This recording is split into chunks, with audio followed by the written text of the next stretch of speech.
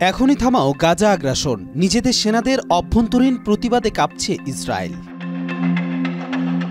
গাজায় ইসরায়েলি বাহিনীর অব্যাহত আগ্রাসনের বিরুদ্ধে এবার সরব হয়েছেন দেশটিরই সাবেক ও বর্তমান প্রায় ১২০০ রিজার্ভ সেনা কর্মকর্তা। সম্প্রতি প্রধানমন্ত্রী ও সেনাপ্রধানের উদ্দেশ্যে এক খোলা চিঠিতে তারা যুদ্ধবন্ধের জোর দাবি জানিয়েছেন।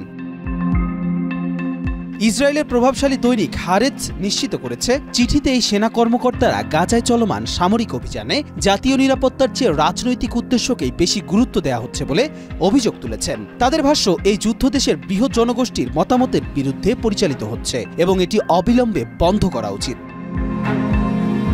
এলএমই সার্টিফাইড বিশ্বসেরা কপারে তৈরি ওয়ালটন কেবলস, যা আপনার স্থাপনাকে রাখবে সব সময় নিরাপদ। চিঠিতে ইসরায়েলি সেনারা সরকারকে সতর্ক করে বলেছেন, এই সংঘাত কেবল জিম্মিদের জীবন বিপন্ন করছে না, বরং ইসরায়েলি সেনাদেরও চরম ঝুঁকিতে ফেলছে। তারা মনে করেন দীর্ঘমেয়াদী যুদ্ধ ইসরায়েলের সামরিক স্বার্থের জন্য হুমকি হয়ে উঠেছে এবং তা ভবিষ্যতে যুদ্ধাপরাধের মতো গুরুতর বিপর্যয়ের দিকে নিয়ে যেতে পারে। কবির চৌধুরী, জয়, মাই টিভি।